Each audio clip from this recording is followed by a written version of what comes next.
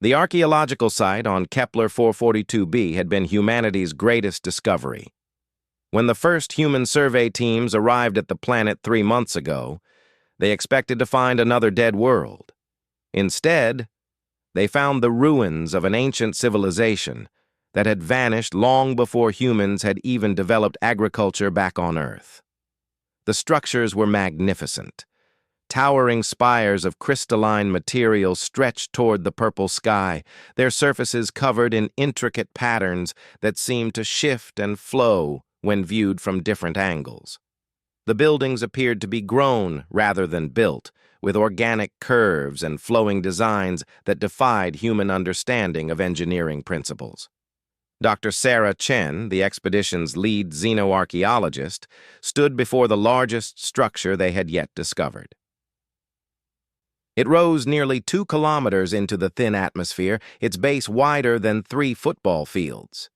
The exterior was covered in symbols that pulsed with a faint blue light, suggesting some form of power source still functioned within after countless centuries of abandonment. "The energy readings are off the charts," reported Lieutenant Marcus Webb, scanning the structure with his portable detector. "Whatever's inside is still active, but the entrance appears to be sealed." Sarah nodded, studying the massive doorway that dominated the structure's base. The opening was clearly designed for beings much larger than humans, standing nearly 4 meters tall and 3 meters wide. But it was completely blocked by what appeared to be ice, though the frozen material had an odd crystalline quality that didn't quite match water ice. "Dr. Chen," called out technician Jake Morrison from his position near the base of the structure. "You need to see this." Jake was the expedition's maintenance specialist, a gruff man in his 50s who had spent most of his career keeping space stations and mining platforms operational in the outer colonies. He had volunteered for the xenoarchaeological mission partly out of curiosity and partly because the pay was excellent. His weathered hands were running over a section of the wall beside the frozen entrance. "This isn't just decoration," Jake said, pointing to what looked like a complex array of geometric patterns carved into the crystalline material. "These are control interfaces. Look at the wear patterns here and here. These were touched regularly, probably daily, by whoever built this place." Sarah approached and examined the patterns Jake had indicated. He was right. Despite the alien design, there were clear signs of frequent use. Certain raised sections showed slight discoloration and smoothing that suggested countless interactions over time. "Can you make sense of any of it?" Sarah asked. Jake frowned, running his fingers along the edges of the patterns. "It's like looking at a control panel designed by someone who thinks in completely different terms than we do. But control panels are control panels, you know. There's always some kind of logic to them, even if it's alien logic." Dr. Chen activated her recording equipment and began documenting Jake's observations. The rest of the team gathered around as Jake continued his examination of the wall interface. "The power's definitely still flowing," Jake muttered, pressing his ear against the crystalline surface. "I can hear something humming inside. Not mechanical exactly, more like harmonics. Musical almost." Suddenly, one of the geometric patterns flared brighter as Jake's hand passed over it. The technician jerked back in surprise, then cautiously reached out again. The pattern responded immediately, glowing more intensely under his touch. "Proximity activation," Jake observed. "Responds to body heat maybe, or electrical fields. Hard to say." The team watched in fascination as Jake began methodically testing different sections of the interface. Some patterns responded to his touch, while others remained dormant. Gradually, a picture began to emerge of which controls might be active and which appeared to be locked out or damaged.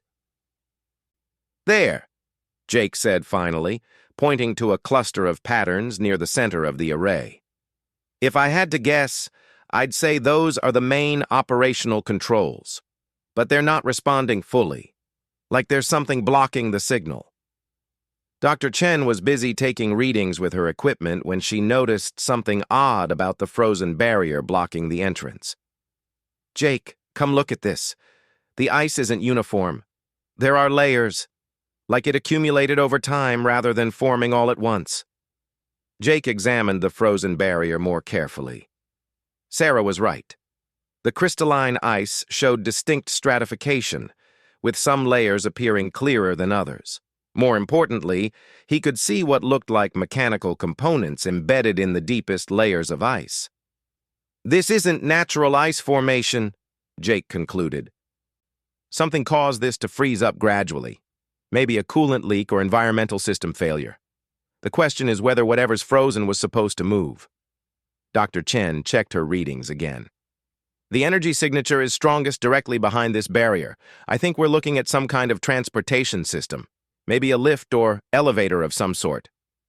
The implications were staggering. If this was indeed an elevator system, it meant the ancient aliens had built vertical transportation capable of moving between different levels of their massive structures. The technology required for such construction would be far beyond current human capabilities. An elevator that's been frozen for who knows how long, Jake mused. The question is whether it's worth trying to get it working again. The scientific value would be immense, Dr. Chen said immediately. If we could access the upper levels of this structure, we might find preserved artifacts, maybe even records of their civilization. And if we break something that's been working for thousands of years, we might destroy the only functioning alien technology we've ever found, countered Lieutenant Webb. The risk could outweigh the potential benefits. Jake was still studying the frozen barrier, his practiced eye taking in details that the others might miss. As a maintenance technician, he had dealt with countless frozen systems over the years. Pipes that burst in the cold void of space, atmospheric processors that iced up on frigid worlds, even entire life support systems that had been shut down by crystallization failures.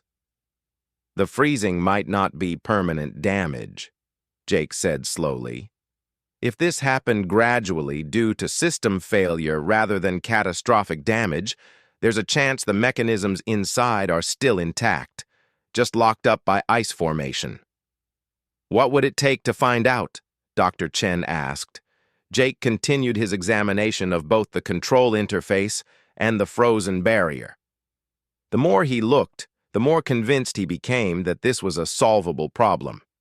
The alien technology was clearly sophisticated, but the basic principles of mechanical systems were universal. Something was supposed to move, something was preventing that movement, and with enough understanding of the system, the blockage could potentially be cleared. I'd need to understand how their control system works first, Jake said.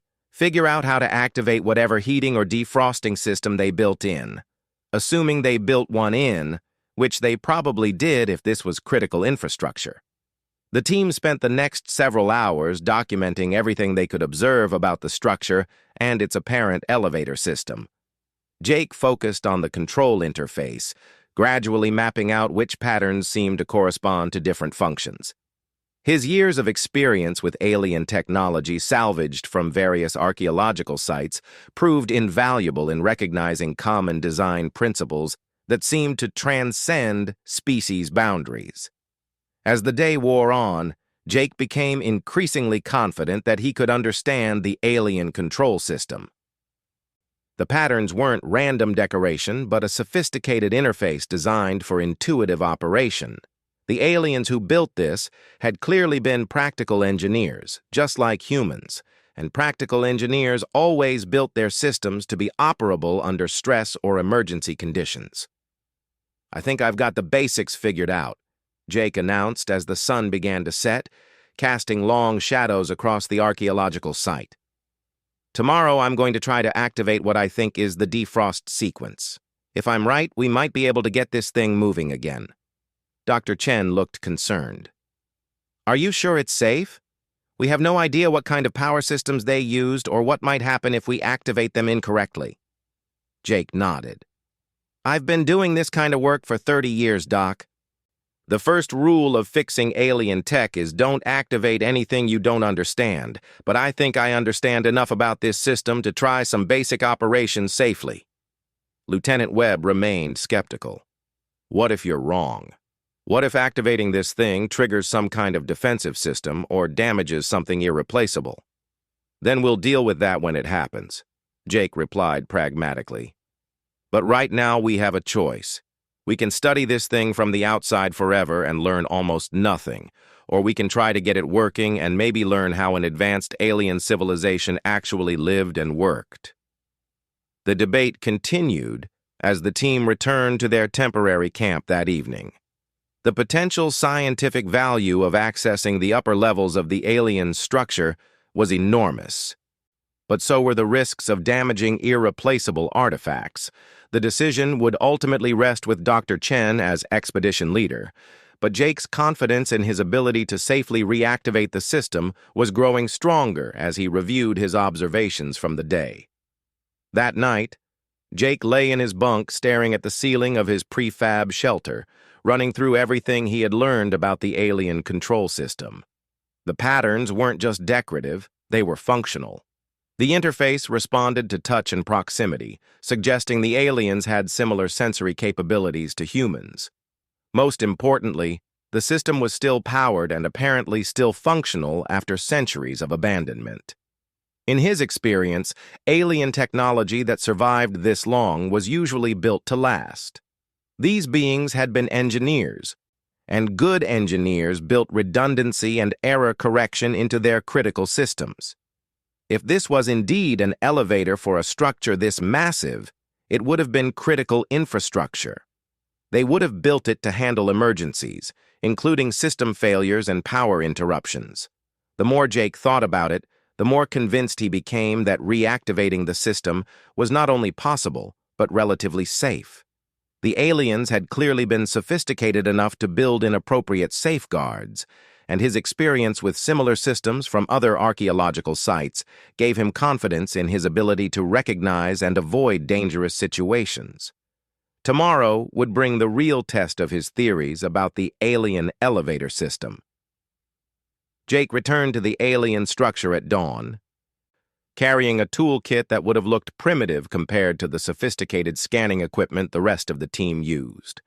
Wire strippers, screwdrivers, a small torch, electrical tape, and various other implements that had served him well during decades of maintaining human technology in harsh environments across the galaxy.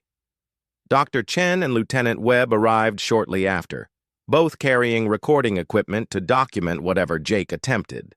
They found him already deep in examination of the control interface, his weathered hands moving carefully over the geometric patterns.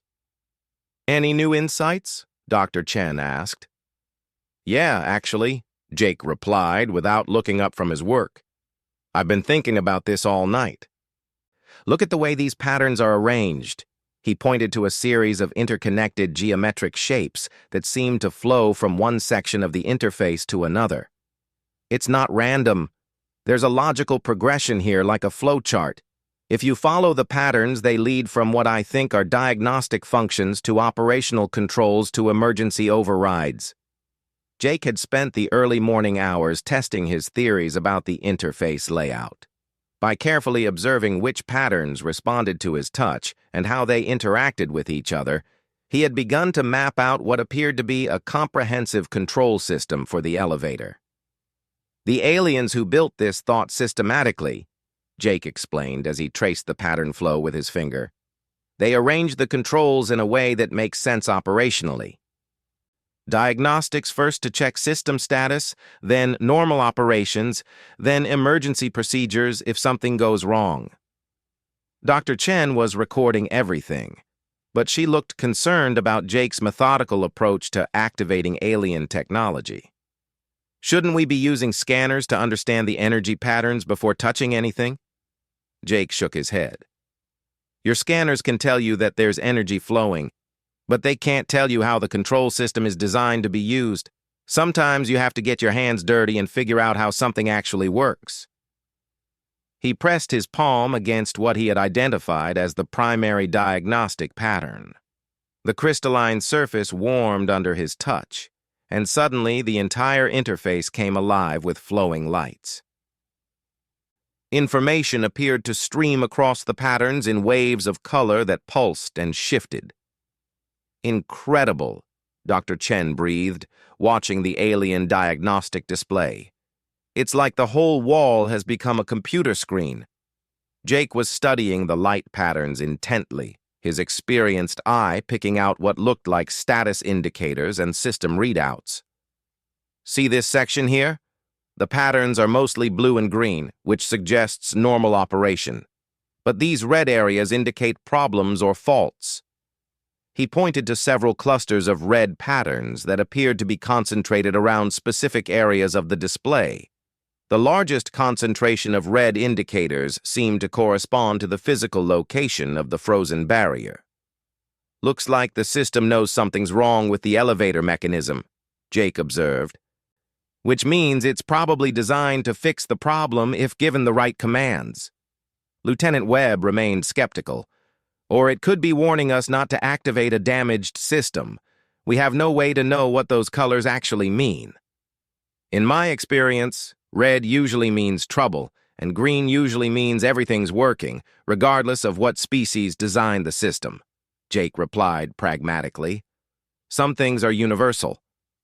Jake continued to study the diagnostic display, gradually identifying what appeared to be different subsystems within the overall elevator complex. There were patterns that seemed to represent power distribution, mechanical systems, environmental controls, and what looked like safety interlocks. The beautiful thing about this design, Jake said as he worked, is that it's intuitive. The aliens built this to be operated by their equivalent of technicians like me. It has to be understandable under stress conditions.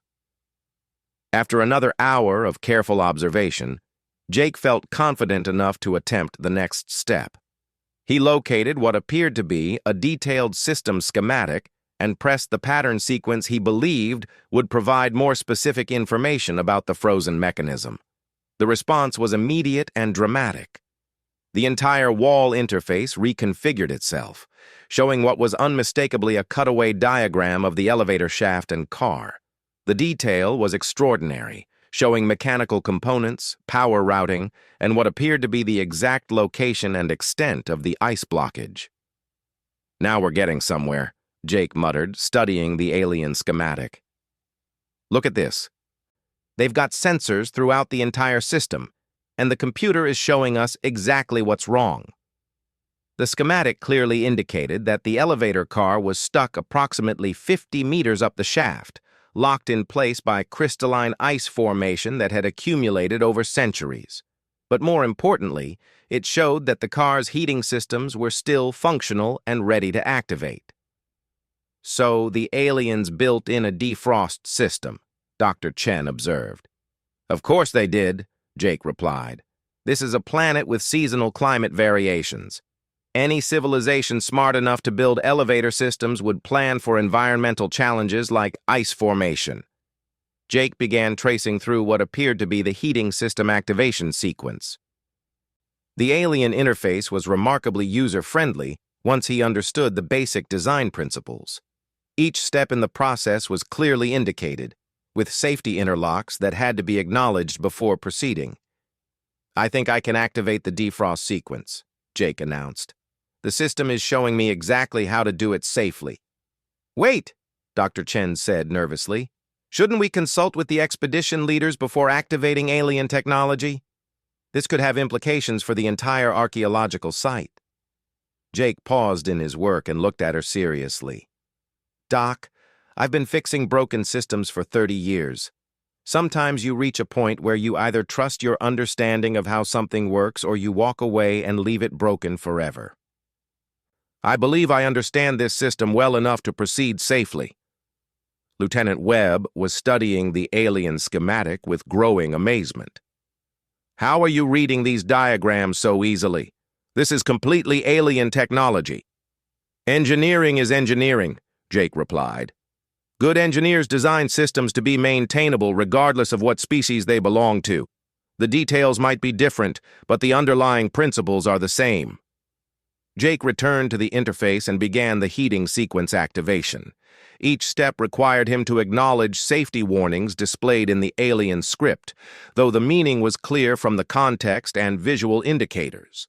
The system was designed to prevent accidental activation of potentially dangerous procedures. As Jake worked through the sequence, the schematic display updated to show the heating elements activating throughout the elevator shaft. Temperature indicators began rising slowly as the defrost system came online. "It's working," Dr. Chen said in amazement, watching the visual representation of ice beginning to soften and melt throughout the shaft. The process took nearly an hour, with the alien system methodically heating the frozen mechanisms to prevent thermal shock damage. Jake monitored the entire procedure through the interface, which provided constant feedback about temperatures, structural stress, and system status. Gradually, the red fault indicators on the diagnostic display began changing to yellow, then green as the ice cleared and mechanical systems regained mobility. The most dramatic change came when the elevator car itself finally broke free from the ice that had held it motionless for centuries. "Look at that," Jake said with satisfaction, as the schematic showed the elevator car dropping slowly back to the ground floor position. "The counterweight system is still perfectly balanced. These aliens knew what they were doing." The sound of ancient machinery coming to life echoed from within the structure as the elevator descended. It was a deep, harmonic humming that seemed to resonate through the crystalline walls. After several minutes, the humming stopped, and the schematic showed the car in position at the base of the shaft. But the frozen barrier at the entrance remained in place. "The car is working, but we still can't get inside," Dr. Chen observed. Jake studied the schematic more carefully and found what he was looking for.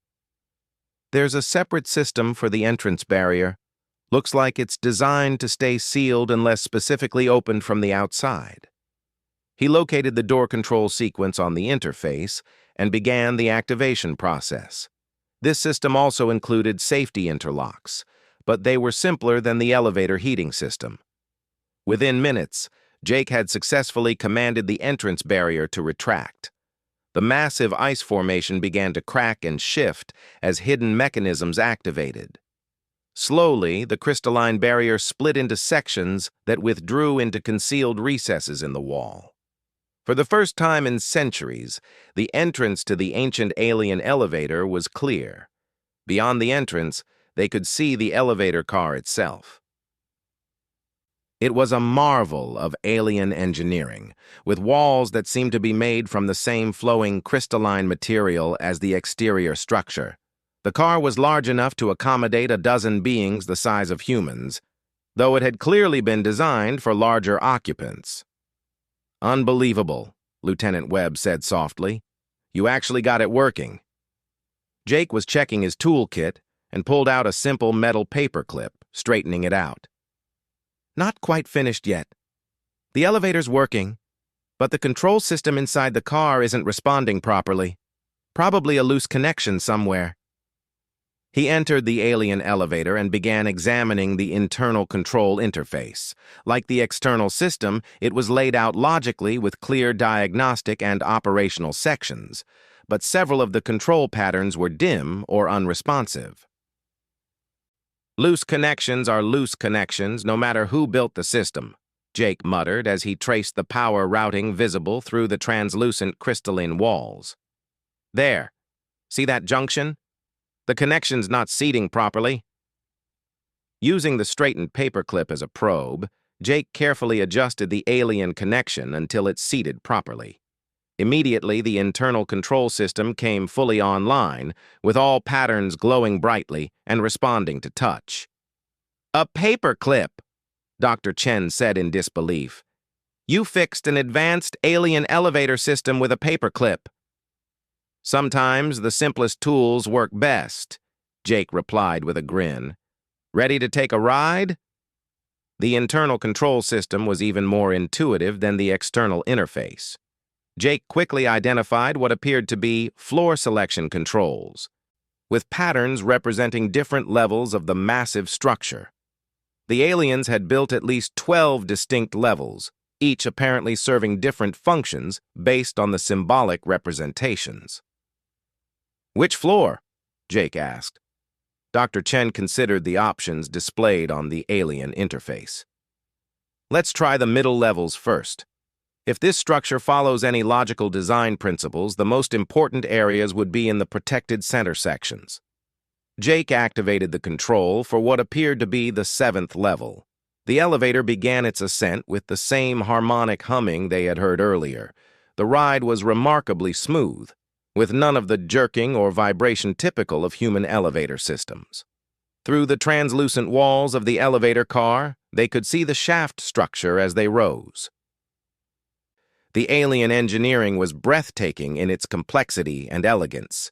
Support systems, power routing, and mechanical components were integrated seamlessly into flowing designs that looked more like art than technology.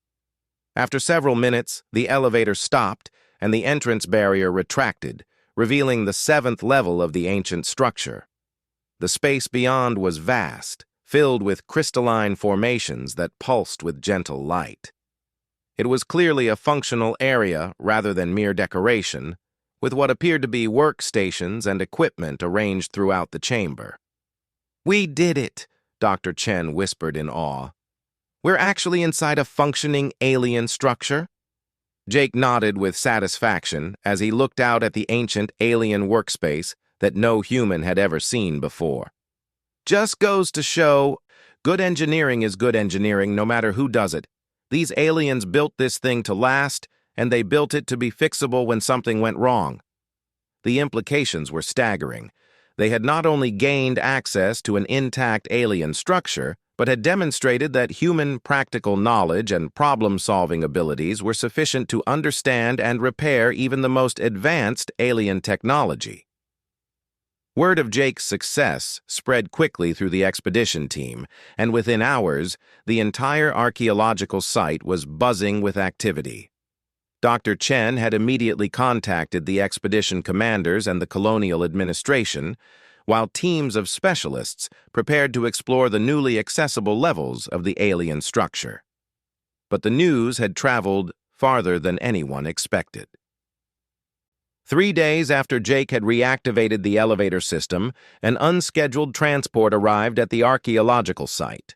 The ship bore the distinctive markings of the Galactic Council's Archaeological Preservation Authority, and its passengers included representatives from 3 different alien species who served on the Council's Technical Review Board. Dr. Chen met the unexpected visitors at the landing pad, accompanied by Jake and Lieutenant Webb. The alien delegation consisted of a tall insectoid Vorthak named Kaz, a crystalline Zalari called Prism of Understanding, and most surprisingly, a reptilian saurian named Vex, who was known throughout the galaxy as one of the foremost experts on ancient technology. "Dr. Chen," Kesh spoke through his translation device, his mandibles clicking with what seemed like agitation. "We have received disturbing reports that your expedition has activated ancient precursor technology without proper authorization or safety protocols." The precursors were what the galactic community called the vanished civilization that had left ruins on dozens of worlds. They were considered the most advanced species ever encountered, and their technology was generally regarded as too dangerous for younger races to attempt to understand or operate.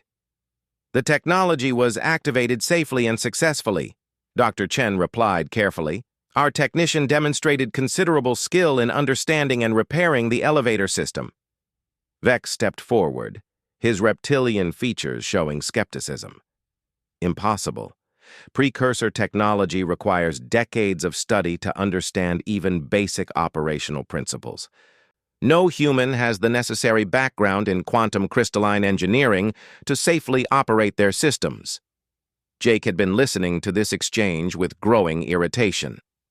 "With respect, sir, I've been working with crystalline technology for 20 years. Mining platforms in the asteroid belts use crystalline power matrices, and I've repaired plenty of them." "Primitive applications," Vex dismissed. "Precursor crystalline technology operates on principles that require advanced understanding of multidimensional energy dynamics. Your species has barely achieved faster-than-light travel."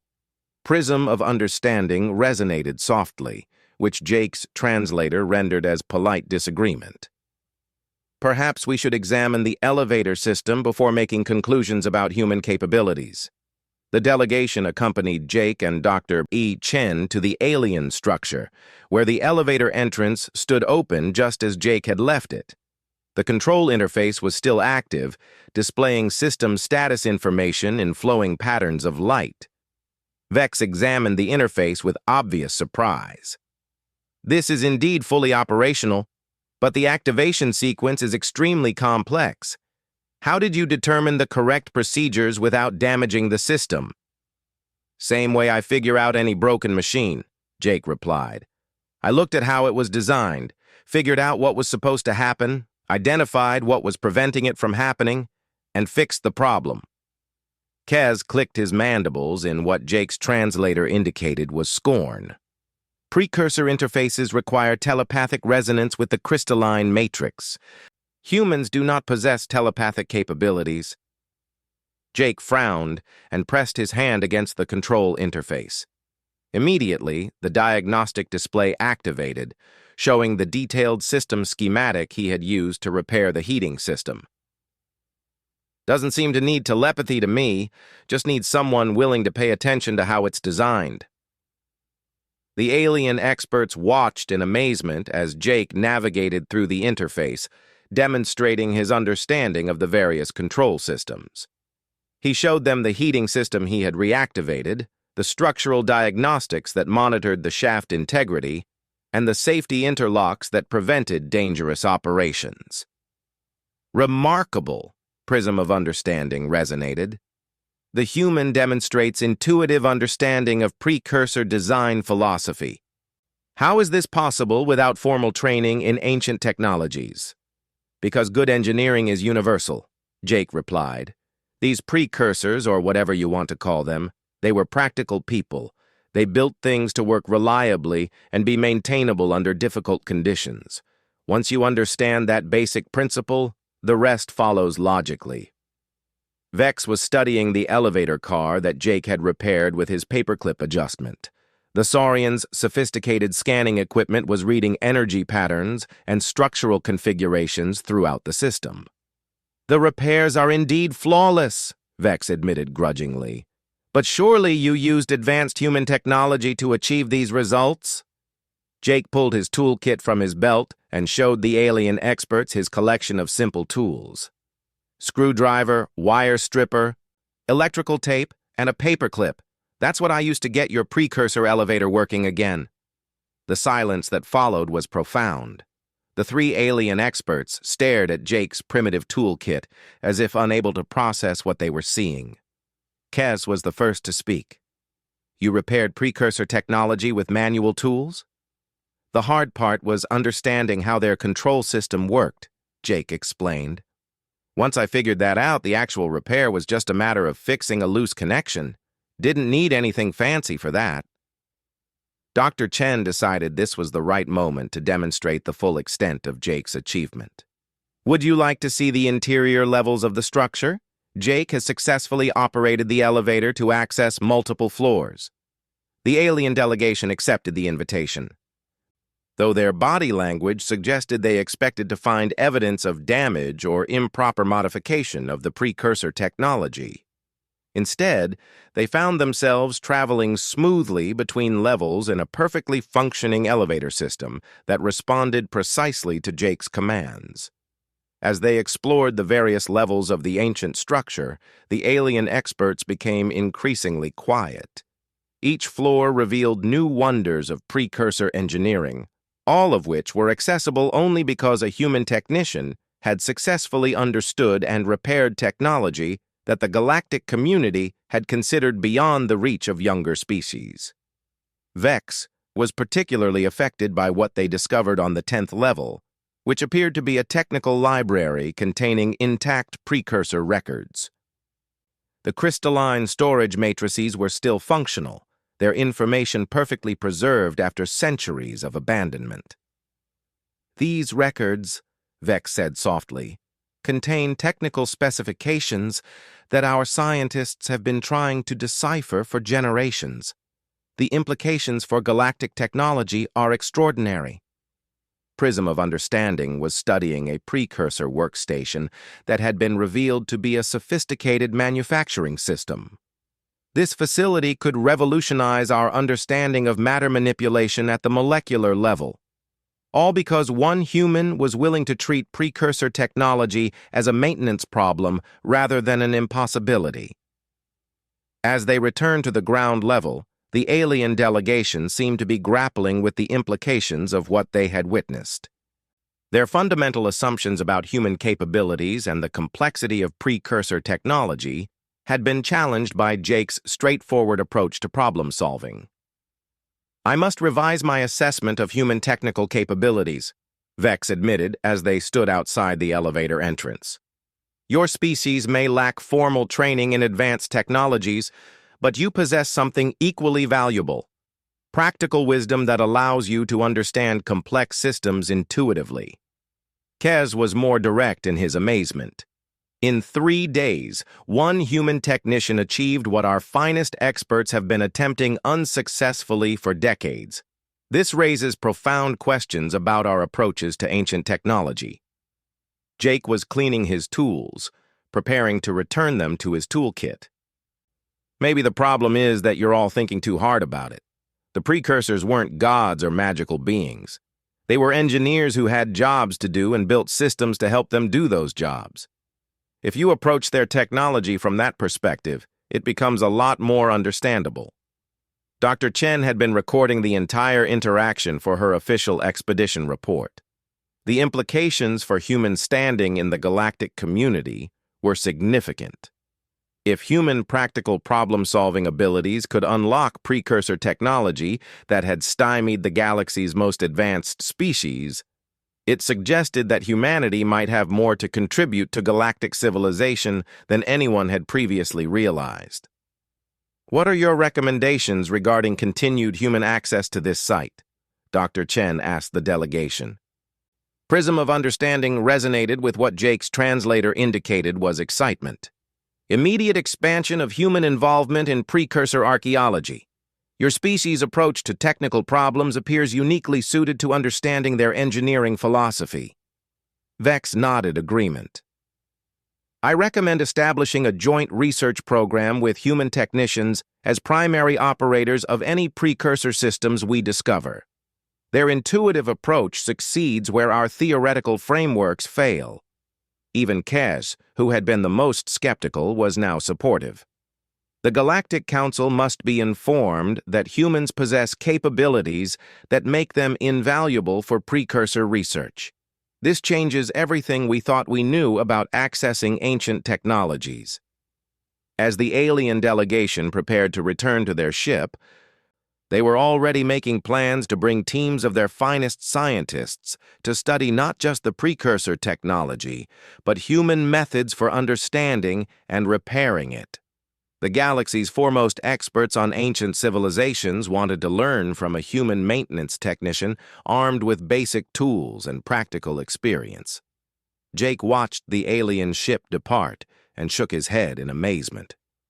"Never thought fixing a broken elevator would cause such a fuss." Dr. Chen smiled as she considered the long-term implications of Jake's achievement. "You didn't just fix an elevator, Jake. You proved that human ingenuity and practical problem-solving can succeed where advanced theoretical knowledge fails. That's going to change how the galaxy sees us." Over the following weeks, word of Jake's success spread throughout the galactic community. Human technicians began receiving invitations to join archaeological expeditions on dozens of worlds where precursor ruins had been discovered. What had begun as a simple repair job had become proof that humanity's practical approach to problem-solving was exactly what was needed to unlock the secrets of the galaxy's most advanced ancient civilization. The precursor elevator continued operating flawlessly, carrying teams of researchers to discoveries that revolutionized galactic technology and understanding. And in the expedition's daily maintenance logs, Jake continued making simple entries about routine system checks, as if reactivating ancient alien technology with a paperclip was just another day's work for a competent technician. The galaxy was learning that sometimes the most advanced problems required the most practical solutions, and humanity had proven uniquely capable of providing exactly that.